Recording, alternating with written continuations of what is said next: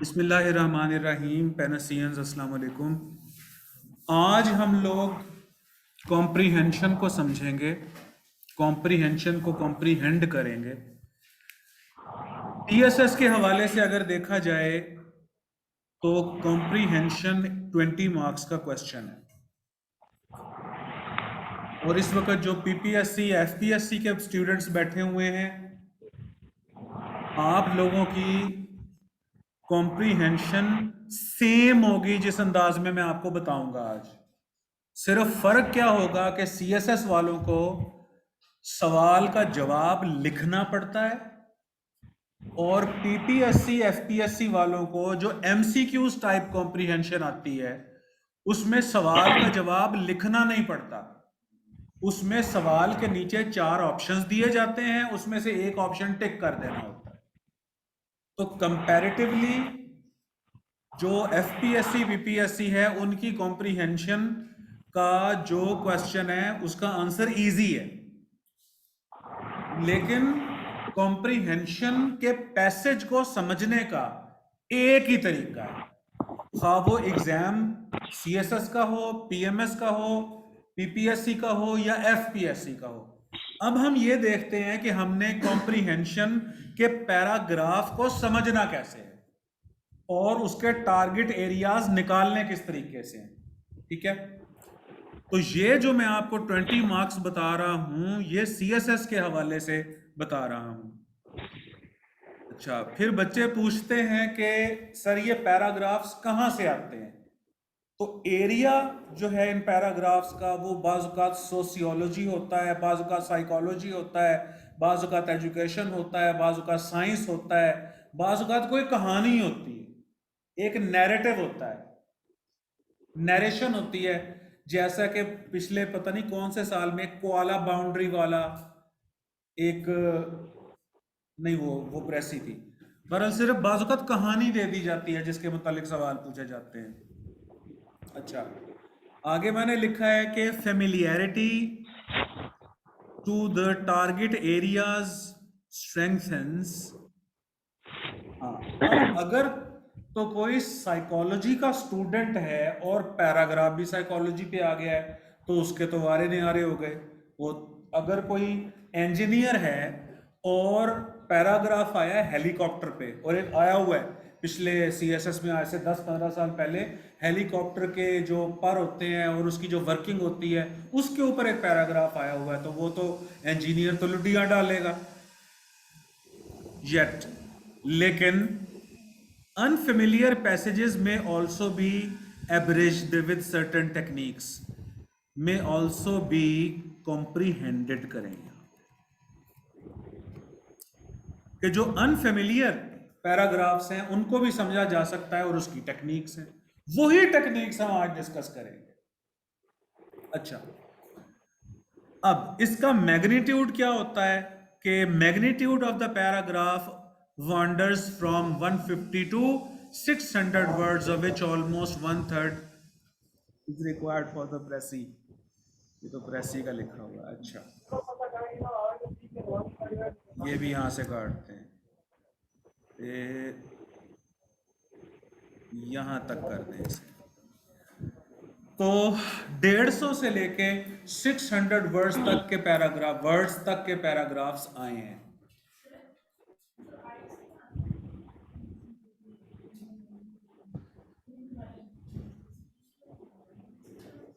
नहीं, वो different type के होते हैं, उनमें फिल इन दी ब्लैंक्स होती है। इसमें देखें, सीएसएस वालों को तो क्वेश्चंस दे दिए जाते हैं, उनके आंसर्स लिखने होते हैं। अच्छा, फिर एमसीक्यू टाइप्स में ये जो आते हैं पीपीएससी एफपीएससी में, वो एक क्वेश्चन दे के नीचे 4 उसके ऑप्शंस देते होते हैं। बात समझ लगी? आइल्स का तरीकाकार मुख्तलिफ है, और फिर एक होता है सेट वन में जो पैराग्राफ्स आते हैं वो पेयर्स में आते हैं बाज़ औक़ात, यानी कि 700 वर्ड का पैराग्राफ है और उसका जो दूसरा पेयर है वो भी 700 वर्ड्स का है, और उसके जो टाइप्स ऑफ क्वेश्चंस होते हैं वो डिफरेंट होते हैं। स्किमिंग स्कैनिंग कुछ नहीं होता, ये टेक्निक ही और है। जो अब जिस टेक्निक से हम बात करेंगे वो स्किमिंग स्कैनिंग, आप भूल जाएंगे इन चीजों को। You will enjoy this technique. ठीक है। I know that skimming and scanning are universal nonsense, लेकिन आप जरा इस अंदाज में देखो। तो अब हमारे पास दो हवाले हैं ना, एक C S S P M S का, उसमें तो लिखना है आपने, और फिर एक पीपीएससी एफपीएससी का, उसमें एक क्वेश्चन के चार ऑप्शंस होंगे, उसमें से एक टिक करना है। और ये जो क्या नाम है, सिविल जज या एडीएसजे जो जुडिशरी के पेपर होते हैं, उसके अंदर भी जो कॉम्प्रिहेंशन के पैराग्राफ है वो भी यूं ही आते हैं। यानी कि कॉम्प्रिहेंशन का पैराग्राफ, नीचे 5 सवाल या 7 सवाल, और उसके नीचे 4 ऑप्शंस, और उसमें से एक टिक करना होता है बस। ठीक है। अच्छा, अब number of questions. Number of questions, generally 4 to 5 questions which carry equal marks are given at the end of the paragraph. अब ये मैं गुजारिश कर रहा हूं कि ये C S S P M S के हवाले से मैं बात कर रहा हूं। पैराग्राफ जो होगा वो कम से कम मैंने देखा है 150 लफ्जों का आया है, और मैक्सिमम मैंने देखा है 600 लफ्जों का भी पैराग्राफ आया है। तो इससे भी नहीं आपने टेंशन लेनी कि इतना बड़ा पैराग्राफ तो पढ़ेंगे कैसे। भाई हमने पढ़ना है ही नहीं उसे पूरा, हमने हर लफ्ज ब लफ्ज देखना ही नहीं है उसे, उसने हर लफ्ज का मीनिंग तो मांगा नहीं हुआ। अगर तो हर लफ्ज का मीनिंग मांगा है तो फिर तो टेंशन भी लो, उसने आपकी अंडरस्टैंडिंग लेनी है। अब हमने वो टेक्निक्स अपनानी है जिससे उस पैराग्राफ की अंडरस्टैंडिंग हो जाए हमें। ठीक है। और ये आप रोजमर्रा ये काम करते हो, आप सिचुएशंस को भी अंडरस्टैंड ही करते हो, आप हर चीज को डीपली जाके रिसर्च नहीं करते हर चीज पे। अच्छा, जनरली 4 to 5 क्वेश्चंस। अब आज से 5-7 साल पहले ये सीएसएस वाले जो थे ये मासूम थे। ये क्या करते थे कि बाज़ औक़ात इनके 6 सवाल होते थे, बाज़ औक़ात इनके 7 सवाल होते थे, और हर सवाल का इन्होंने नंबर अलग अलग दिया होता था।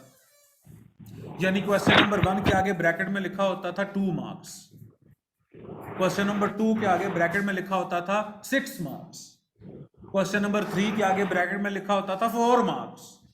इसका फायदा क्या होता था कि बच्चे को पता चल जाता था कि क्वेश्चन नंबर 1 के अगर 2 मार्क्स हैं तो इसमें मैंने थोड़ा लिखना है, क्वेश्चन नंबर 2 के अगर 6 मार्क्स हैं तो इसमें मैंने ज्यादा लिखना है। आज सीएसएस वाले यूं नहीं करते, आज वो सिर्फ 4 क्वेश्चंस देते हैं और कहते हैं कि चारों क्वेश्चंस के इक्वल मार्क्स हैं। कितने? या बाजू का 5 क्वेश्चन देते हैं और कहते हैं इनके इक्वल मार्क्स हैं, तो 4 इक्वल मार्क्स हो गए। अब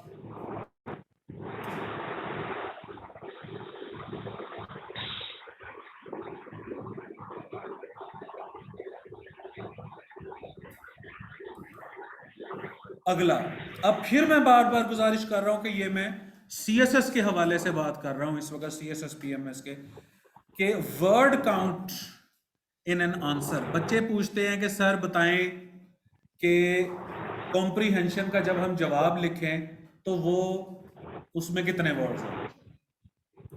the magnitude of the answer varies.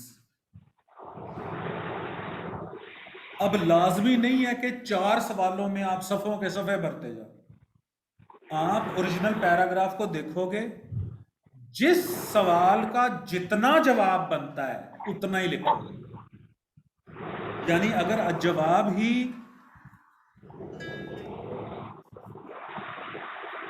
जी बेटे,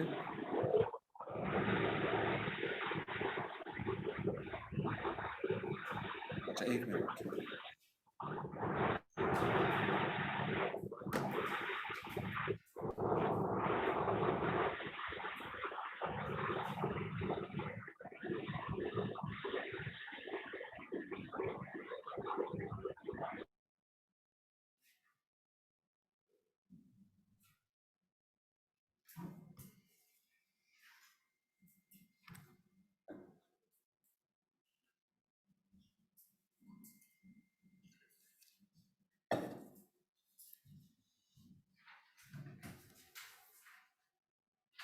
ठीक है बेटे, अब सही है।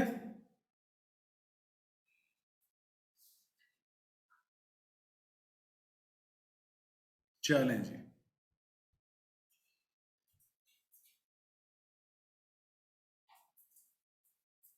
बिल्कुल ठीक है बेटे।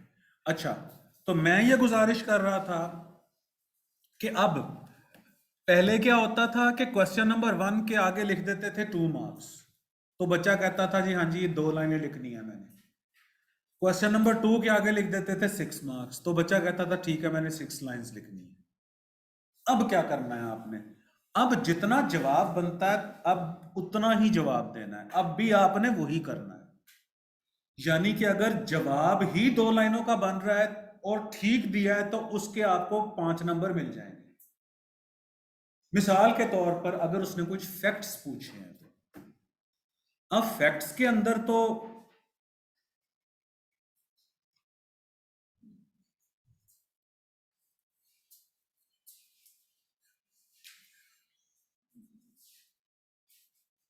हम्म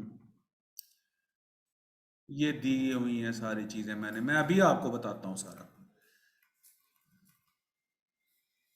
अच्छा, तो मैं क्या गुजारिश कर रहा था? हाँ, कि अगर कोई इंफॉर्मेशन बेस्ड क्वेश्चन है और उसका जवाब ही 3 लाइनों में बनता है तो उस 3 लाइनों को ही 5 नंबर मिल जाएंगे। लाजमी नहीं कि उसको भी तुम लंबा चौड़ा करके लिखने की कोशिश करो, गलत है वो। और अगर उसने आपकी ओपिनियन मांगी है या इंटरप्रिटेशन मांगी है जो कि 50 वर्ड या 60 वर्ड या 70 वर्ड तक जा रही है तो आप आजाद हो, तो लिखो। यानी कि जितना उसका हक बनता है उतना जवाब दो। कॉम्प्रीहेंशन का मतलब समझो ना, कि आपने पैराग्राफ को समझना है और जितना कहा जाए उतना ही समझना है।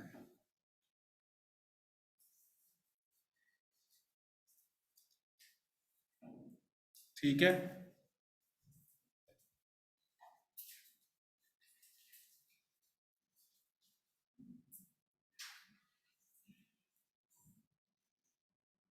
मिसाल के तौर पर मैं आपसे सवाल पूछता हूं कि भाई ये जो दरख्त हैं,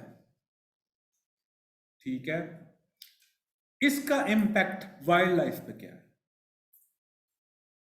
आप बताना शुरू करो, कहोगे कि सर ये नेचुरल प्रोटेक्टर्स हैं वाइल्ड लाइफ के।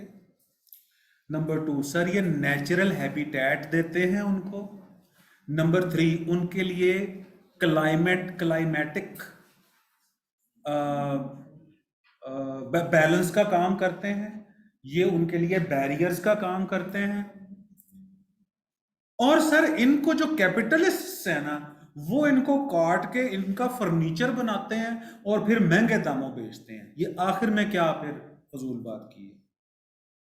जब मेरा सवाल ही ये था कि भाई ये जो फॉरेस्ट्स हैं इनका वाइल्ड लाइफ पे क्या इम्पैक्ट, ट्रीज का वाइल्ड लाइफ पे क्या इम्पैक्ट है, आपने क्यों बात की कि कैपिटलिस्ट जो है ना इनको काट के फर्नीचर बना के तो डिफॉरेस्ट्रेशन करते हैं और ऐसे ऐसे ऐसे। तो इस किस्म के इररेलेवेंट आंसर्स नहीं देने आपने।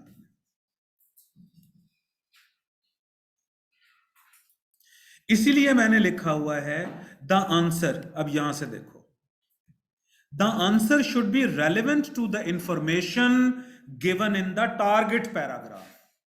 जो पैराग्राफ में इंफॉर्मेशन है उसके मुताबिक जवाब लिखना है। ये नहीं है कि कोई यहां पर जो है वो साइकोलॉजी का स्टूडेंट बैठा हुआ है और साइकोलॉजी के ऊपर कोई आ गया है तो वो फिर वो अपनी साइकोलॉजियां ठोकना शुरू करे उसके अंदर। ऐसा ना करे, ठीक है। Injecting irrelevant details to increase the number of words is ban. तो खुद नंबर ऑफ वर्ड्स को नहीं बढ़ाना आपने, इंजेक्टिंग इररेलेवेंट डिटेल्स। पांचवा मेरा पॉइंट है sniff the sense. Just like precis there is no need to know the meaning of every word, to guess the sense of the content is necessary. तो paragraph की understanding चाहिए आपको, ना कि उस पैराग्राफ के एक एक लफ्ज का मतलब चाहिए। अब मैं फिक्रा बोलता हूं, मुझे बताओ कि उस फिक्रे का क्या मतलब है ना। अब एक लफ्ज बोलता हूं, मुझे बताओ क्या मतलब है, मरगजार। अच्छा, अब मैं फिक्रा बोलता हूं, मैं सुबह सुबह उठा और जब मैंने मरगजार में कदम रखा तो देखा कि हर तरफ अनगिनत रंग के फूल खिले थे, बाग। तो मुझे क्या जरूरत है कि मैं मरगजार पे बैठ के सोचना शुरू कर दूंगा, इसका क्या मतलब?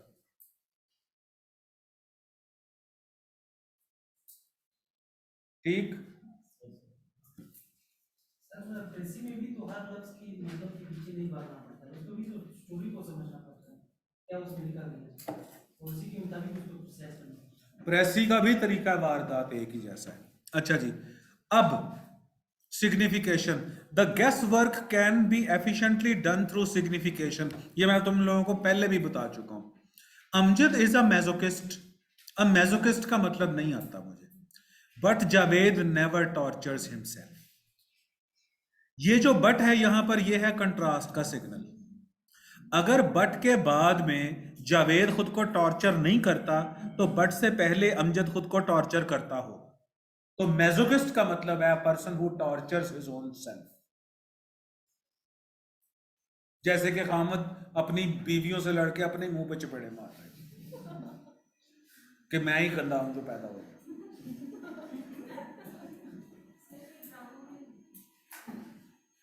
ये सिर्फ ड्रामों में नहीं होता बेटा।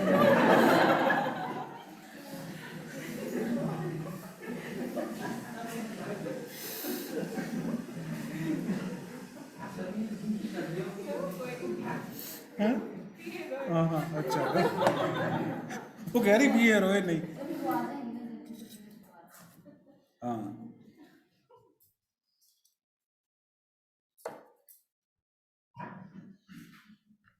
6 फुट का बंदा होता है, इतनी सी औरत होती है, तिगनी का नाच नचाया होता है इसमें। Yes, yes.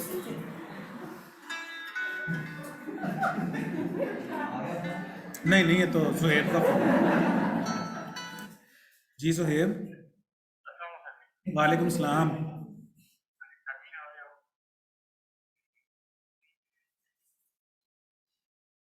फीस वापस लेनी है उन्होंने?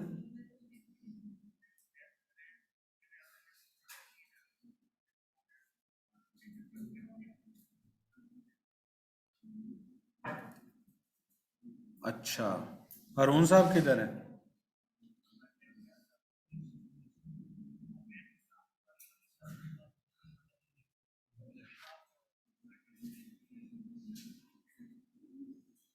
कितनी है फीस उनकी?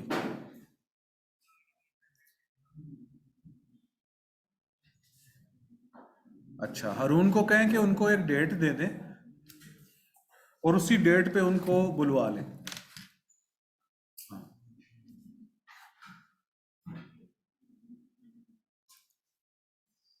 अच्छा।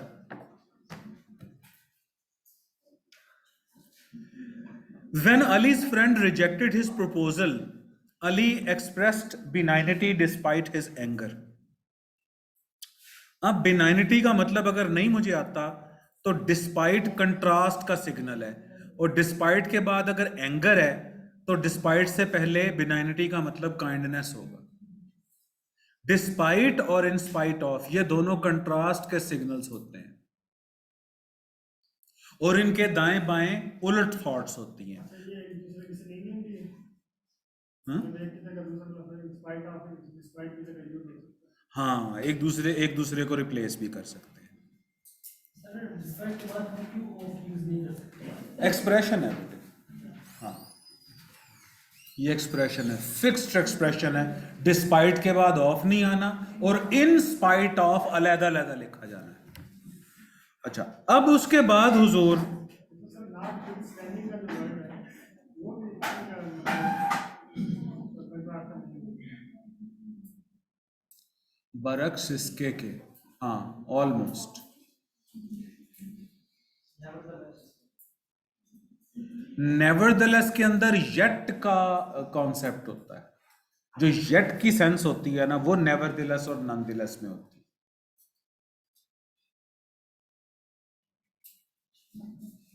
Nature of questions. अब किस टाइप के क्वेश्चंस आते हैं, ये फिर मैं सीएसएस पीएमएस वालों की बात कर रहा हूं इस वक्त।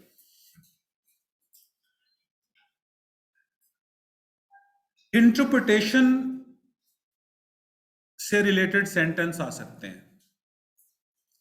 इंटरप्रेट करना होगा। जैसे कि ये मैंने पहले भी आपको करवाया था कि फर्ज करें कि टारगेट है, once upon a time there lived a cloth merchant in a village with his wife and 2 children, he had a hen, it was not an ordinary hen, it laid a golden egg every day. इसकी interpretation है, this is a story of a well to do rustic family, the family was small, they all might be healthy as they lived in natural locale, they had a magical hen.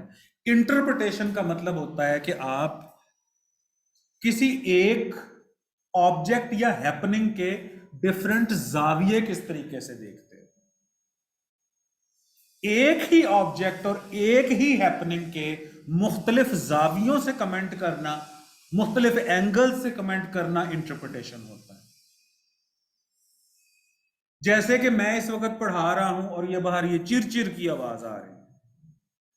Number 1, ये disturbance है एक class के लिए। Number 2, ये शायद compulsion हो इस इदारे की मैनेजमेंट के लिए कि उन्होंने ये काम करवाना ही है आज मुकम्मल। नंबर 3, ये काम अगर नहीं होता है तो हो सकता है कि कल आने वाले स्टूडेंट्स के लिए कोई मतलब प्रॉब्लम का बायस बने। नंबर 4, ये जो लोग काम कर रहे हैं इसमें इनका रिस्क वाबस्ता है, तो इस वजह से। हेलो,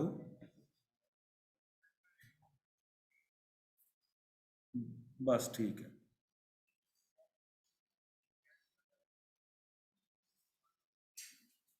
बिल्कुल ठीक है, डन, जज़ाकल्लाह।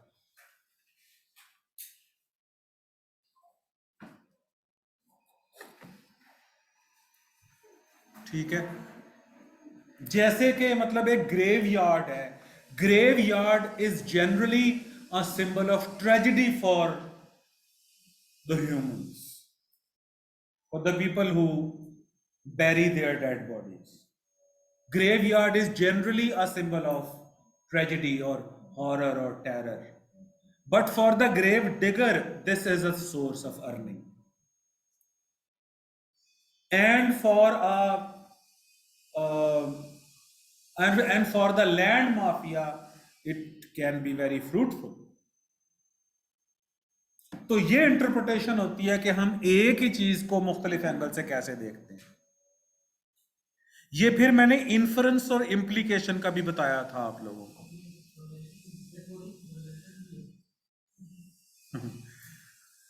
अब देखो, इंटरप्रिटेशन की बात एक दफा मैं फिर बता दूं।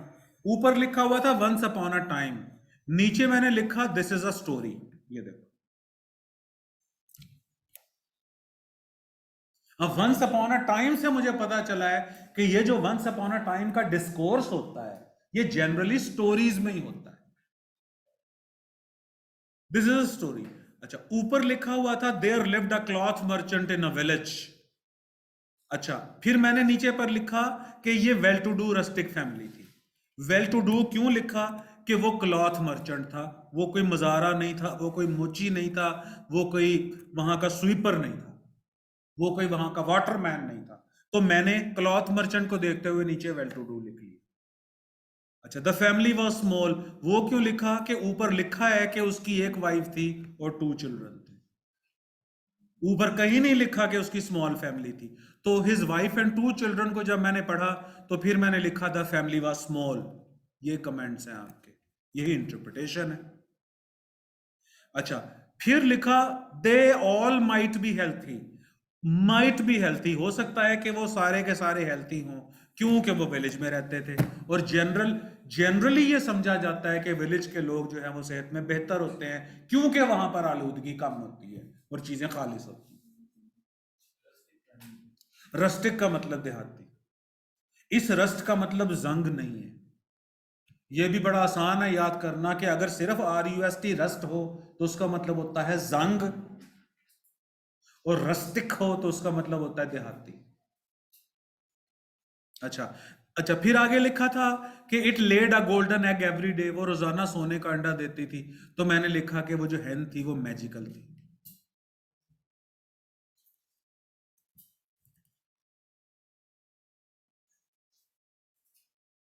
ठीक है, अब देखें, फिर इन्फ्रेंस के क्वेश्चंस भी आते हैं। इन्फ्रेंस क्या होता है? ये भी इनडायरेक्ट मीनिंग ढूंढने को हम इन्फ्रेंस कहते हैं। इनडायरेक्ट मीनिंग को तलाश करने को कैसे? इन्फर करना, उर्दू में हम कहते हैं इसे अखज करना। जैसे कि the hall was full of people, few of them were on beds but most were lying on the floor. Some of them were crying with pain. Almost all were unattending. The nurses were watching TV. अब question है, what do you infer where the observer was? The observer was in the hospital. What do you infer? What do you infer? आप क्या अखज करते हो? ऊपर कहीं hospital नहीं लिखा हुआ, लेकिन जो ऊपर सिग्नल्स मिले हैं, लोगों से फुल था, फिर वहां पर कुछ लोग बेड्स पे थे, ज्यादा फ्लोर पे लेटे हुए थे, क्राई कर रहे थे, पेन की वजह से अनअटेंडेड थे, फिर नर्सेस का भी जिक्र आ गया। तो इसका मतलब है कि हमने इन्फर किया कि the observer was in the hospital. Implication ये भी इनडायरेक्ट मीनिंग होता है। अब ये देखो, all were making requests to forgive Amjad, हर कोई रिक्वेस्ट कर रहा था कि अमजद को माफ कर दो, but Javed was not paying heed, लेकिन जावेद कोई तवज्जो नहीं दे रहा था। Both were long standing friends, दोनों जो थे वो पुराने दोस्त थे। Amjad used to lend Javed a helping hand, Amjad जो था वो जावेद की मदद किया करता था। But the former was busy this time and could not come to assist the latter, लेकिन इस दफा वो उसकी मदद नहीं कर सका। अब सीन ये खींचा है कि अमजद और जावेद ये दो दोस्त थे। अमजद जो था वो हमेशा जावेद की मदद करता था। इस दफा जो अमजद है वो जावेद की मदद नहीं कर सका, तो जावेद उससे नाराज हो गया और सारे लोग रिक्वेस्ट कर रहे थे कि अमजद इसको माफ कर दो, लेकिन वो माफ नहीं कर रहा था। तो अब इसका देखें कि क्वेश्चन जो है, what does the text employ about Javed's behaviour? What does the text employ about Javed's behaviour? इस सेंटेंस को यूं भी बोला जा सकता था कि what do you infer about Javed's behaviour? हम किसी इंसान को कहें ना तो हम कहते हैं व्हाट डू यू इन्फर, और अगर किसी टेक्स्ट को, हैपनिंग को, ऑब्जेक्ट के बारे में बात करें ना तो हम ये नहीं कहते कि what does the text infer, हम कहते हैं what does the text imply, what does the situation imply, what does the incident imply, what does the happening imply, what does this word imply. तो जो इन्फरेंस है वो humans करते हैं, बात एक ही है।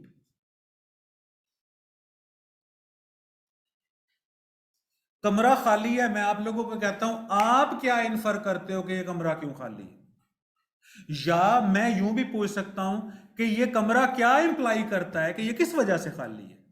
आप क्या इन्फर करते हो और ये कमरा क्या इंप्लाई करता है? तो इन्फरेंस और इंप्लीकेशन के अंदर ये डिफरेंस है। अच्छा, अब क्वेश्चन है what does the text imply about Javed's behaviour? Text से क्या पता चलता है जावेद का बिहेवियर कैसा है? अब आंसर है इसका, Javed was a stubborn unforgiving fellow.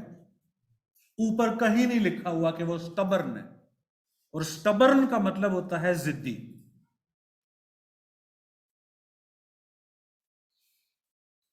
Stubborn, born से पहले STUB स्टब लगाना है हमने, स्टबर्न। अनफॉरगिविंग फेलो, ये मैंने अपनी तरफ से तो कुछ नहीं लिखा,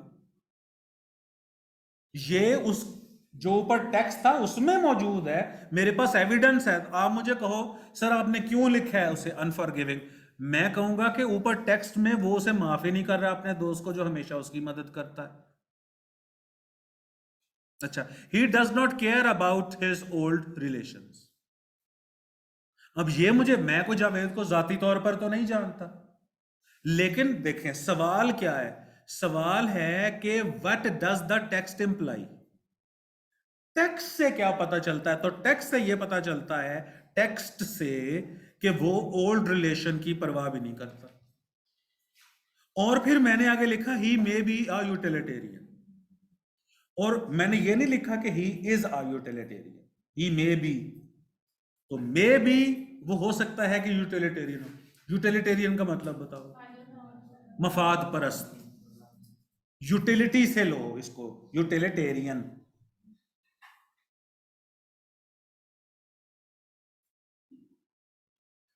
अच्छा, अब चंद एक बातें और रह गई हैं, बस ये इसका इंट्रोडक्शन खत्म हो गया है। ऐसे ही लंबा चौड़ा काम था, कॉम्प्रीहेंशन प्रेसी का लंबा चौड़ा काम नहीं है। अब आपने अटेम्प्ट कैसे करना है? फिर मैं इस वक्त मुखातिब हूं CSS PMS के स्टूडेंट से, और जो FPSC के बच्चे बैठे हैं, आपको मैं एक पैराग्राफ भेजूंगा। उस पैराग्राफ में मैंने 9 टाइप्स के क्वेश्चंस बनाए हुए हैं, क्योंकि आपको डिफरेंट टाइप्स के क्वेश्चंस आते हैं, तो आप उसे रेडी करना। Write down the entire question with the relevant question number. पहली बात तो ये।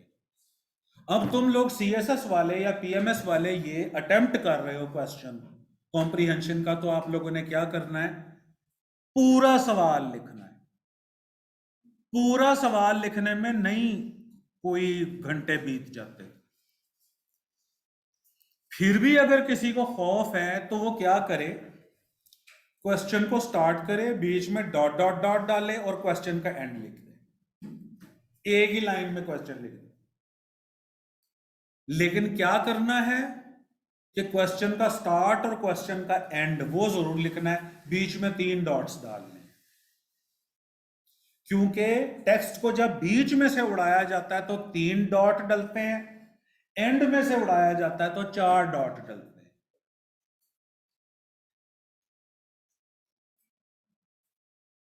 अच्छा,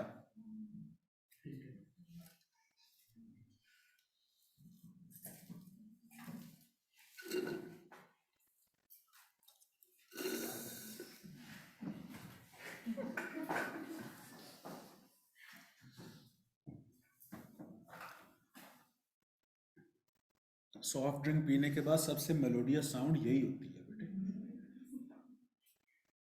बोतल का मजा ही नहीं आता जब तक वो तुरुरुरु ना करे।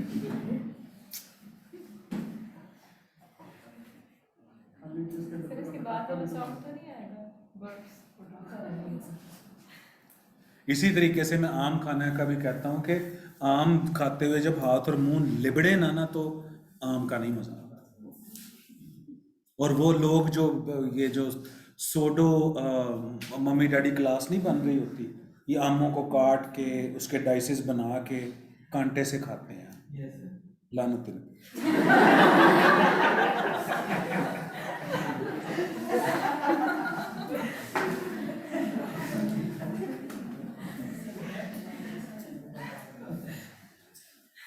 यानी आम को बकायदा काट के कांटे से खाने वालों पे अनवर रटोल की लानत, चौंसे की लानत, दुशहरी की लानत, लंगड़े की लानत,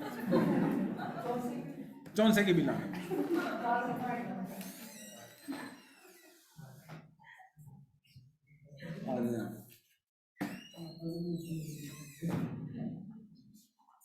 और यही यही सेम लानत इन पे है जो फलूदे को चमचे से खाते हैं, वो भी यूं खाया जाता है, खाया पिया जाता है।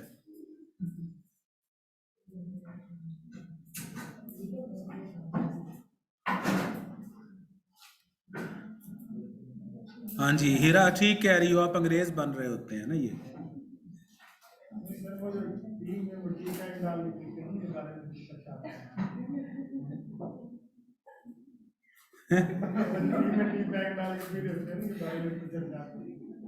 उसमें यार वो तो मजबूरी है। हाँ, वो ये है कि चाय पीते हुए जब तक सिपिंग साउंड नहीं आती ना, सुणकी की आवाज नहीं आती, तो ऐसे चाय पीने वालों पे प्यालियों की लानत, तो पूरे टी सेट की लानत, छोटी चमचियों की भी लानत जिसमें वो।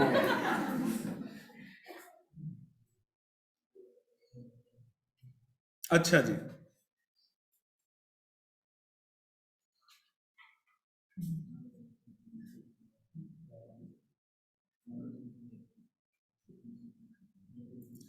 जरीन बेटे देसी होने की बात नहीं है।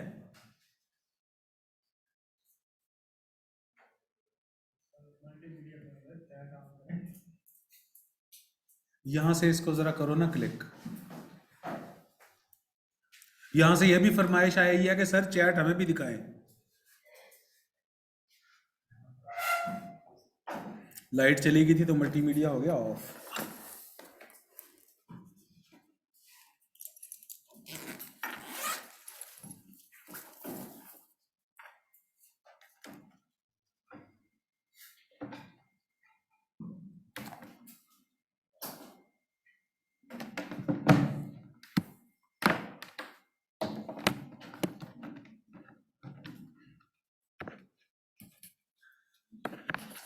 और इन ऐसे लोगों का पता चलता है अकेले में।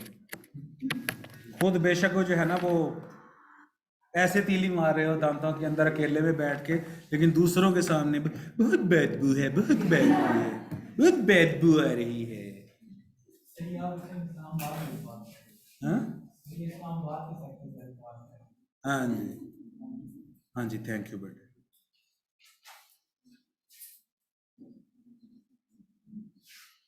हाँ रिकॉर्डिंग हो रही है, ये मुझे बता दिया करो बेटे। ये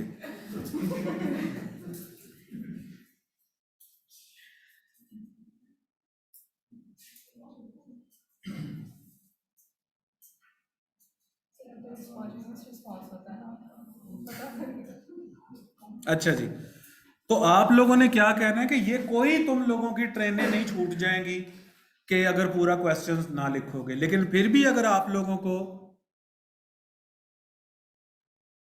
जज़ाकल्लाह बेटे मेहरान, तो अगर आप लोगों को फिर भी खौफ है तो स्टार्ट और एंड क्वेश्चन का लिखें आगे। Right precisely and do not increase the magnitude. ये देखो, ये जो दूसरी इंस्ट्रक्शन है मेरी। और एक मैं तुम्हें बात गारंटी से कह देता हूं, ज्यादा और इररेलेवेंट लिखने से तुम्हारे नंबर कटने हैं। थोड़ा और रेलेवेंट लिखोगे कोई नंबर नहीं काटेगा।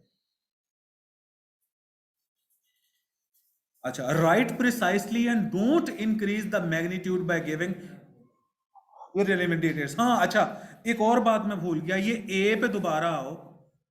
फर्ज करो, अच्छा अव्वल तो मैं ये कहता होता हूं कि ना क्वेश्चन नंबर तरतीब से लिखा करो, ठीक है ना, पहले का जवाब, दूसरा, तीसरा, चौथा यूं दिया करो। लेकिन अगर आप समझते हो कि यार पहला सवाल मेरा थोड़ा वीक है, मैं क्यों ना क्वेश्चन नंबर 4 से शुरू करूं, तो आप ओरिजिनल क्वेश्चन नंबर 2 यानी क्वेश्चन नंबर 4, उसके बाद 2, उसके बाद 3, उसके बाद 1।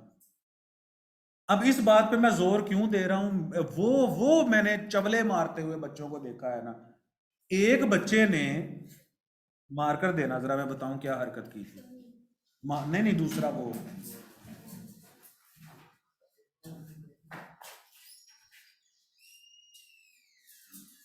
हाँ परमानेंट तो नहीं है ना ये।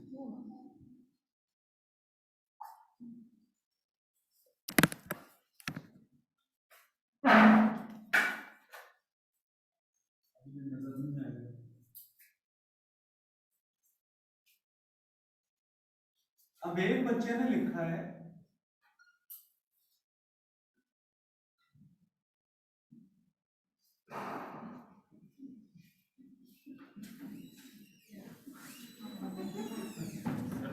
स्पेशल मार्कर्स हैं। हाँ जी थैंक यू। मैंने उससे पूछा, मैंने कहा बेटा तूने क्या किया है? कहता है सर ये तो सीक्वेंस है ना, तो वो मैंने ये सीक्वेंस लिखा है, लेकिन क्योंकि पहले नंबर पे मैंने चौथा सवाल लिखा था तो आगे ब्रैकेट में मैंने 4 भी लिखा। तो इसीलिए आप लोगों ने अगर आप कह रहे हो कि क्वेश्चन नंबर 2 है तो 2 ही लिखो, उसके बाद अगर 4 है तो 4 लिखो, फिर 3 और फिर क्वेश्चन नंबर 1 यूं लिखो पूरा। सर इसको पहले रफ को भी हल कर सकते हैं। इसकी जरूरत नहीं है, मैं इसके ऊपर आपसे बात करता हूं अभी।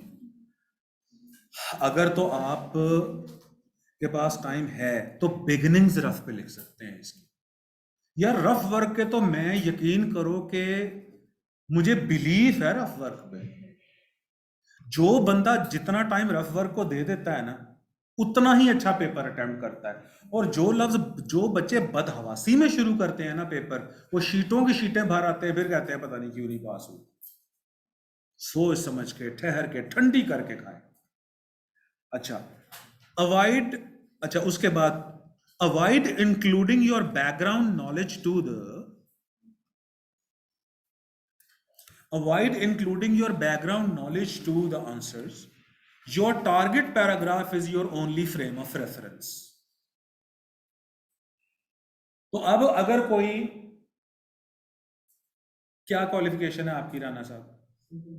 आपकी बीए में मेन सब्जेक्ट क्या थे आपके? Political science. अब अगर पॉलिटिकल साइंस के ऊपर कोई पैराग्राफ आ गया है तो राना साहब खुश हो के, ये नहीं कि जो फिर किताब में पॉलिटिकल साइंस में पढ़ा हुआ है सारा लिखना शुरू कर दो। खुश हो गए जी, पॉलिटिकल साइंस से सवाल आ गया। Avoid including your background knowledge to the answers, your target paragraph is your only frame of reference. अब इसका डी देखें, if the examiner asks to write down your opinion, you can include your background knowledge relevantly. अगर वो कहता है कि अब आपकी क्या ओपिनियन है, तो फिर आप लिखो। अच्छा, अब ये जो ईटा ऑप्शन है ना, इस पे कुछ बच्चे एतराज करते हैं, लेकिन मैं फिर भी बताता हूं। मेरा स्टांस सुन लेना, क्योंकि बच्चे कहते हैं कि सर ये तो बिल्कुल ना, आप ये वो मैट्रिक के बच्चों वाली बात बता रहे हो। Try to begin your answer with the reference to the question. ये असल में छोटी क्लास के बच्चों को चीज समझाई जाती है। Question, what is the difference between an ordinary man and an artist? मैंने जवाब शुरू किया, the difference between an ordinary man and an artist lies in their understanding of the essence of beauty. हाँ, वो कहते हैं कि होना चाहिए it lies in their understanding of the essence of beauty. हाँ, अब मेरी गुजारिश ये है, अगर क्वेश्चन को उड़ा भी दिया जाए तो जो आपका जवाब है ना, वो एक पूरा पैरा नजर आए। बात समझ आ रही है? क्वेश्चन को अगर ऊपर से उड़ा भी दिया जाए तो भी आपका जवाब, उसका सर पैर, उसकी बिगिनिंग एंडिंग तो हो। फर्ज करो अब ये ऊपर क्वेश्चन है ही नहीं, इसको करते हैं खत्म। ये देखो, अब आंसर पढ़ो। The difference between the ordinary man and an artist lies in their understanding of the essence of beauty. कि एक आम आदमी में और एक आर्टिस्ट में फर्क क्या है, कि वो खूबसूरती की नेचर को, उसकी माहियत को कैसे समझते हैं। एक आम आदमी के लिए खूबसूरती क्या है और एक आर्टिस्ट के लिए खूबसूरती क्या है। ये जो डिफरेंस है, the difference between an ordinary man and an artist lies in their understanding of the essence of beauty. हम कहते हैं, आम आदमी कहते हैं खूबसूरती के गोरा रंग होना चाहिए, पकोड़े जितना नाक हो बेशक उसका, थापी जैसा मुंह हो, रंग गोरा होना चाहिए, तो द पर्सन इज ब्यूटीफुल। लेकिन आर्टिस्ट कहेगा कि खूबसूरती है तवाजुन में, खूबसूरती है अदल में, beauty lies in harmony, beauty lies in justice, beauty lies in truth. वो क्या कहता है जॉन कीट्स की क्या लाइन है? ऑनलाइन वाले बच्चे बताएं। Beauty is truth, truth beauty, that's all you need to know. मुझे एग्जैक्ट लाइंस नहीं याद अभी। अच्छा, और 9th पॉइंट जो है, ये सबसे इंपॉर्टेंट पॉइंट है। Read the questions first, read the questions first and it will give you more than 50% understanding of the target paragraph. Often questions introduce each other. बेटे मैम को चेयर रख के दो इधर।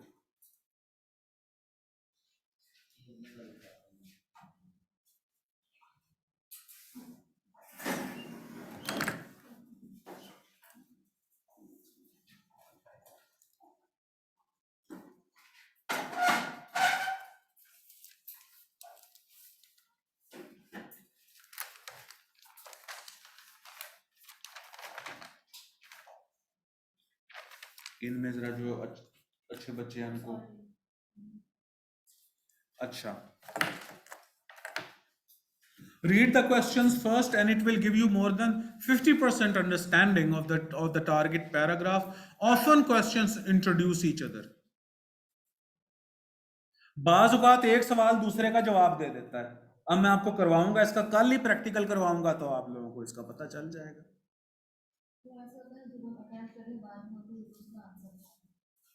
हाँ जी, usually question guide the readers to focus on the particular line. अच्छा, अब क्वेश्चंस पढ़ने का आपको फायदे होते हैं तीन फायदे होते हैं। पहला फायदा क्या होता है, पहले क्वेश्चन पढ़ोगे तो आपको पता चल जाएगा कि ओरिजिनल पैराग्राफ में रुकना किधर किधर है। वो पैराग्राफ डिजाइन इस तरीके से किए जाते हैं कि आपको लगता है कि हर चीज इंपॉर्टेंट है इसमें, लेकिन उसमें बहुत बड़ा मवाद अनइम्पॉर्टेंट होता है। कुछ मवाद को, कुछ मटेरियल को सिर्फ पढ़ना होता है, कोई फोकस नहीं करना होता, लफ्जों का मीनिंग को जानने की जरूरत ही नहीं पड़ती। तो पहला फायदा कि आपको क्वेश्चंस बताते हैं कि वेयर टू स्टॉप। दूसरा, क्वेश्चन पढ़ने से ही आपको अंदाजा हो जाता है कि ये जो पैराग्राफ ऊपर हम पढ़ने जा रहे हैं इसका सब्जेक्ट मैटर क्या होगा, और अंडरस्टैंडिंग जो होती है वो आपके अंदर एक साइकोलॉजिकल रिलीफ लेके आती है। अंधेरे कमरे में जाते हो तो एक हेजिटेशन आपको जरूर होती है कि पैर के नीचे कोई चीज ना आ जाए, घुटने से कोई चीज ना टकरा जाए। जब स्विच ऑन होता है, लाइट ऑन हो जाती है, तो उसके बाद आप एक ऑटोमेटिकली सुकून में आ जाते हो। तो पैराग्राफ आपको साइकोलॉजिकली सूद कर देंगे जब पहले पढ़ोगे। तीसरा फायदा इसका ये होता है कि बाज़ औक़ात पहला क्वेश्चन दूसरे का जवाब दे देता है, दूसरा तीसरे का जवाब दे देता है। इसका प्रैक्टिकल मैं आज ही थोड़ा करके बताता हूं आपको, ताजा ताजा, ताकि आपको ये अंदाजा हो जाए। अच्छा, टारगेट एरियाज क्या होते हैं? Reading the paragraph swiftly determine and mark the target areas of every question which may be sequential and non sequential. अब क्वेश्चंस आपने पढ़ने शुरू किए, क्वेश्चन पढ़ने के बाद आप टारगेट एरियाज बनाना शुरू करो कि ये जो पहला क्वेश्चन है इसका जवाब शुरू की 2 लाइनों में है, दूसरा क्वेश्चन है इसका जवाब बाद की 4 लाइनों में है। बाज़ औक़ात ऐसे ही होता है कि फर्स्ट क्वेश्चन का जवाब पहली 3 लाइनों में, क्वेश्चन नंबर 2 का जवाब अगली 4 लाइनों में। लेकिन बाज़ औक़ात ऐसे होता है कि क्वेश्चन नंबर 1 का जवाब आखिरी 3 लाइनों में, क्वेश्चन नंबर 2 का जवाब बीच वाली 3 लाइनों में, क्वेश्चन नंबर 3 का जवाब शुरू वाली 3 लाइनों में। तो इसलिए मैंने लिखा है कि reading the paragraph swiftly determine and mark the target area of every question which may be sequential and non sequential.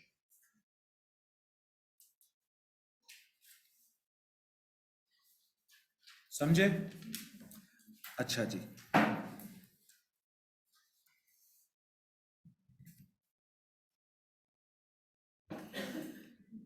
अब हम सिर्फ क्वेश्चंस पढ़ते हैं एक पैराग्राफ के, ताकि ये जो आखिरी मैंने बात की है आपको इसका अंदाजा हो जाए। एक मैं नई स्लाइड शेयर करता हूं आपसे।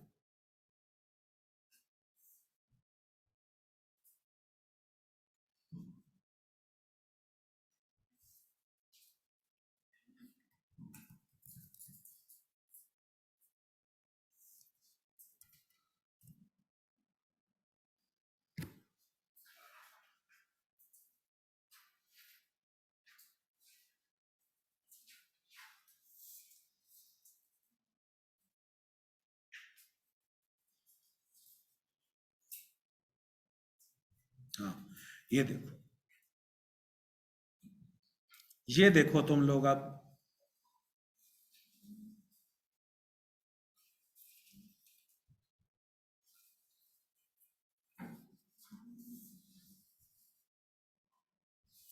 ये 2002 की एक कॉम्प्रीहेंशन है। क्वेश्चन देखते हैं इसको। Give meaning of the underlined expressions in the passage in your own words. ये अब जनरली ये ऐसे क्वेश्चंस नहीं आते जनरली, यानी कि लफ्ज को अंडरलाइन कर देंगे और कहेंगे कि इसका मीनिंग बताओ क्या है, और अंडरलाइन वर्ड्स उसने दिए होंगे, ये देखें, ये ट्रेजर ऑफ नेचर क्या है, वार्म सिचुएशन क्या है, वेरीगेटेड वर्डर क्या है, ग्रेटफुल ऑर्डर्स क्या हैं, एयर ऑफ गेटी क्या है, क्लेमेंसी ऑफ वेदर क्या है, ये। अच्छा जी, नंबर 2, से how an early budding flower becomes a messenger of happy days. दूसरा क्वेश्चन हमें क्या बता रहा है, किस बारे में है ये? ऊपर जो पैराग्राफ है किस बारे में?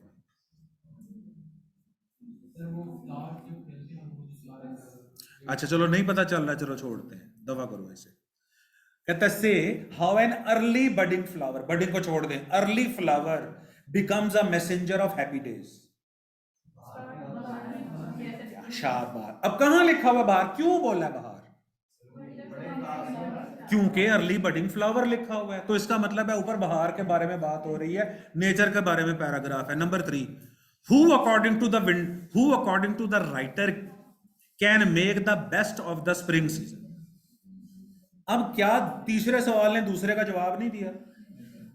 कहता है who according to the writer, writer के मुताबिक कौन है जो कि मौसम बहार का भरपूर फायदा उठाता है? लिखा हुआ है can make the best of the spring season.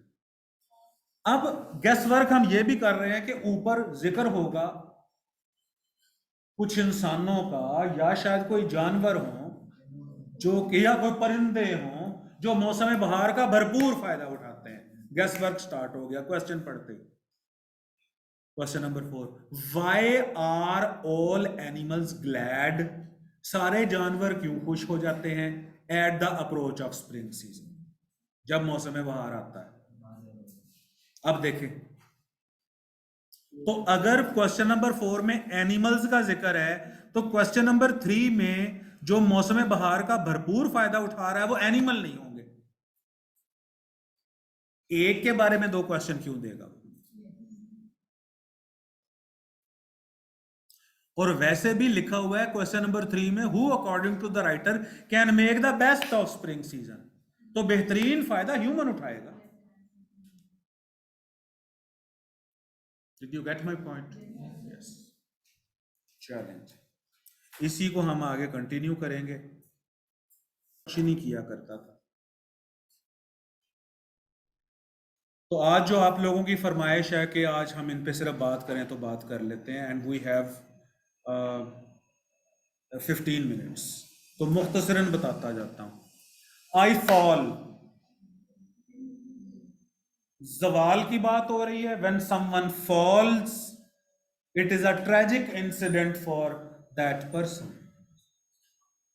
Upon the thorns of life, life is also not a paradise for this person.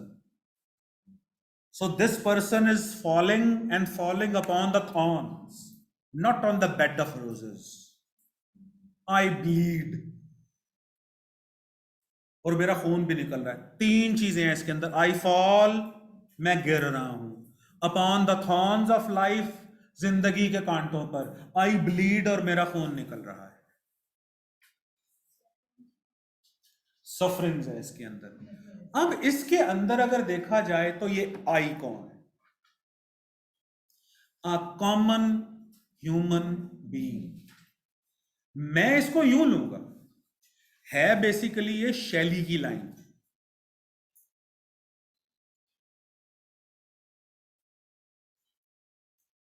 अच्छा ठीक है बेटे मेहरान, कोई बात नहीं। अब फर्ज करें कि मैंने लिटरेचर पढ़ा ही नहीं है, तो मुझे क्या पता कि ये शैली ने ये लाइन लिखी क्यों थी।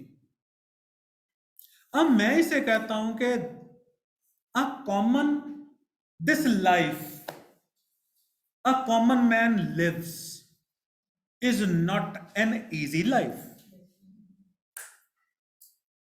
Only 1% of the world population enjoys luxuries, and 99% of the population suffers. मैंने एकदम देखा ना तो महानूर के एक्सप्रेशन ऐसे लगे कि जैसे कह रही हो क्या चीज है ये।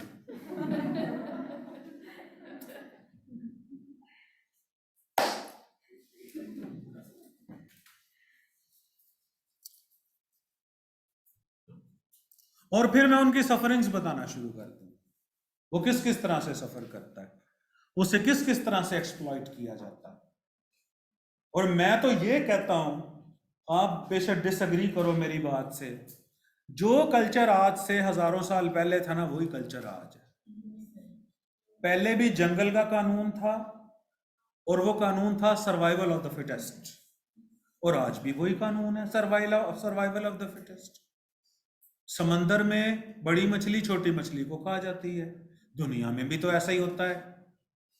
Every powerful community, almost every powerful community और नेशन और country tries to eat the poor countries और नेशन और community up. So, realistic approach about this world is automatically pessimistic. If you agree with me or not, try to make a proportion between the events of happiness and the incidents of sadness. There is no proportion at all. The presence of tragedy in this world is much, much, much more than the presence of happiness. So a person who is a realist has a tendency to become a pessimist. So we knit dreams and follow those dreams throughout our lives. And this process makes us alive. Everybody cannot actualize his dreams, but the process of achieving the dream takes us to the grave. Yes. So I fall upon the thorns of life, I bleed, and this is the common man suffering. और वो किस किस तरह से सफर करता है, कौन कौन उसे एक्सप्लॉइट करता है, मैं यूं लिखना शुरू करूंगा। जागीरदार का रिलेशनशिप बनाऊंगा पेजेंट के साथ, मजारे के साथ, लॉर्ड का बनाऊंगा सर्फ के साथ, कैपिटलिस्ट का बनाऊंगा वर्कर के साथ, आज रजीर का बनाऊंगा, और इस तरह से एक रिलेशनशिप बनाता जाऊं। तो मैं आई से मुराद यहां पर कॉमन ह्यूमन बीइंग लेता हूं, पहली बात। अच्छा जी, दूसरा है यहां पर literature is the lonely planet of idealists. Literature कहते हैं अदब को। अब लिटरेचर को डिफाइन करना टफ है। कुछ कहते हैं कि literature is the mirror of life. ये एक इंतहाई सतही सी डेफिनेशन है। अब मैं इस पे बात नहीं शुरू करूंगा लिटरेचर क्या है, क्योंकि ये तो मुझे छेड़ोगे, ये छेड़ने वाली बात है कि लिटरेचर क्या है। बस मैं इसे एक चटके तरीके से समझाऊं। शायरी, ड्रामा, अफसाना, नॉवल, एसेज, ये लिटरेचर है। और लिटरेचर में भी फर्क है। जो कैपिटल एल से लिटरेचर लिखा जाता है उसका मतलब होता है पोएट्री, ड्रामा, नॉवल और शॉर्ट स्टोरी। जो स्मॉल एल से लिटरेचर लिखा जाता है उसका मतलब है every printed word. Every printed word, वो दवाइयों के अंदर से जो वो नहीं निकलता, वो भी लिटरेचर ही होता है उसमें।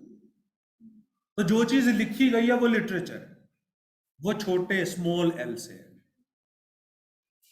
अब कहते हैं कि literature is the lonely planet of idealist. Literature एक ऐसा सैयारा है जिस पे आइडियलिस्ट रहते हैं। आइडियलिस्ट्स कौन है?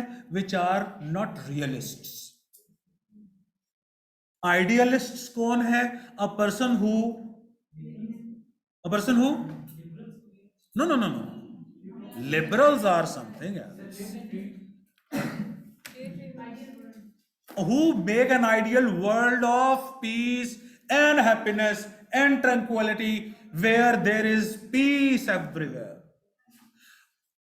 where there is perfection in every task, utopia।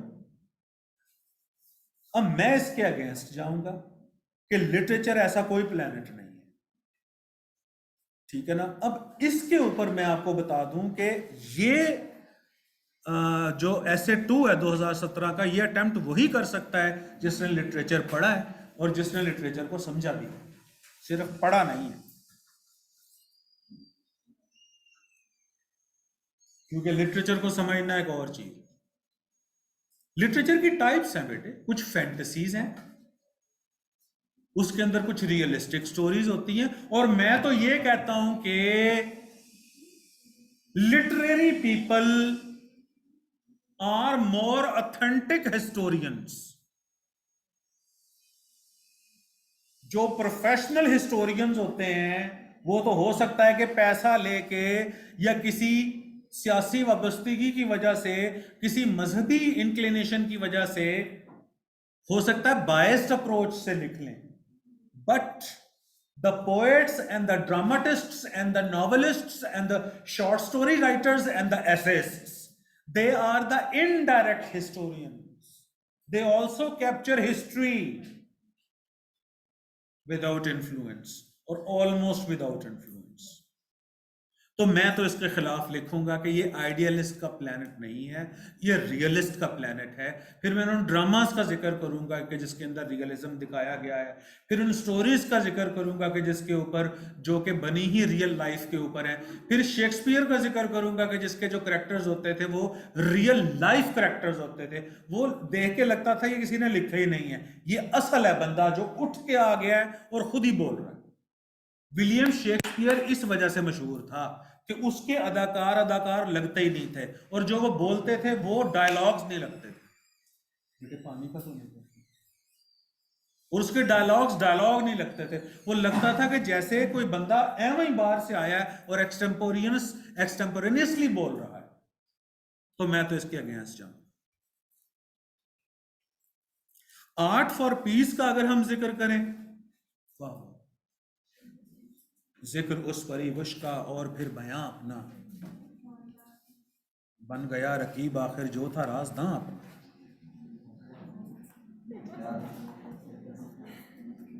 अच्छा, आर्ट फॉर पीस को मैं बाद में, ये भी ज्यादा बहस वाला है, अगले थोड़े आसान है। अच्छा बेटे, if gold rusts what shall iron do. अब पहले हम गोल्ड और आयरन को, इसको हम पहले डिकंस्ट्रक्ट करते हैं। हम कह लेते हैं कि सोना और लोहा, अगर सोने को जंग लगता है तो लोहे का क्या बनेगा?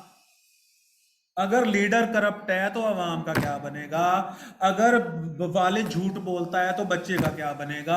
अगर टीचर नैला नकम्मा है तो स्टूडेंट्स का क्या बनेगा? मैं इस तरीके से लेके चलूंगा।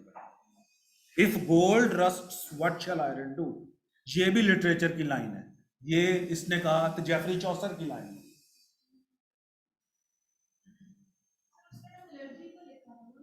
मैं तो लिटरेचर का नहीं हूं ना, मैं से मुराद जज़ाकल्लाह, मैं से मुराद के मुझे तो नहीं ना पता भाई, आपको पता है ना भाई।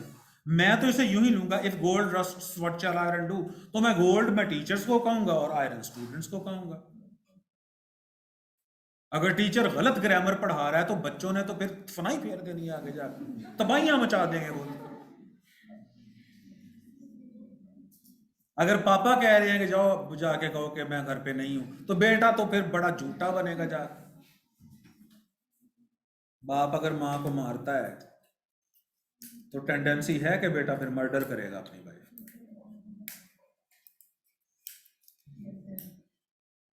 मैं इस तरह से लूंगा। अच्छा, कैन मीनिंग बी फिक्स्ड, ये किसका? डेरिडा। देखो अब आपको पता है, वो फिर मैं बार बार वही कह रहा हूं ना, अब डेरिडा का आपको पता है ना, अभी मुझे नहीं पता कैन मीनिंग बी फिक्स्ड। मैं आइडिया लगाता हूं, देखो इसके ऊपर भी कितना मटेरियल है। बताओ, मंदिर आपके लिए मुकद्दस है? क्या मस्जिद हिंदुओं के लिए मुकद्दस है? क्या मुकद्दस तो नहीं है, लेकिन एक दूसरे के मकामात में रिस्पेक्टफुल की बात कर रहे हैं।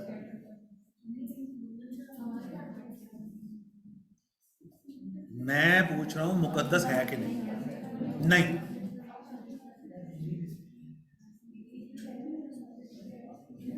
अच्छा, क्या स्कूल का मीनिंग स्टूडेंट के लिए और टीचर के लिए सेम है? नो। क्या मुल्क का मतलब नेटिव्स और नॉन नेटिव्स के लिए सेम है? No.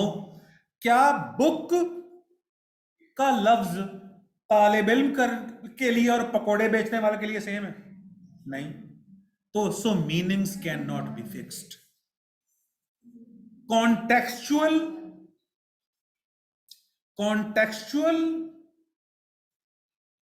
contextuality gives a flexible significance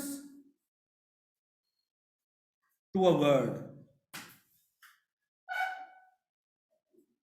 Contextuality brings flexibility in meanings.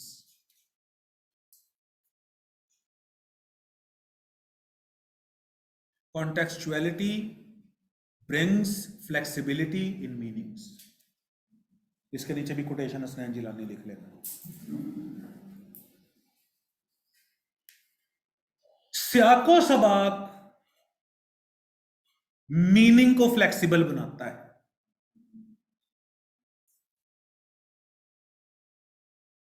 Example भी दीजिए कि विडोज होती हैं इंडियंस में, they wear white colour, but in Christians brides wear white colour.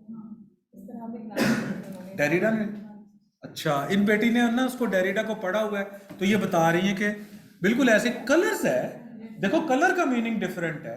हम अच्छा, रेड कलर जो है वो खतरे की अलामत है और इधर दुल्हने पहना। चलो ये तो ठीक है, यहां तक तो चलो ठीक है। वाइट कलर जो है वो जो क्रिश्चियन ब्राइड्स पहनती हैं और इंडियन विडोज पहनती हैं। हाँ, अच्छा, अब brains like hearts go where they are appreciated.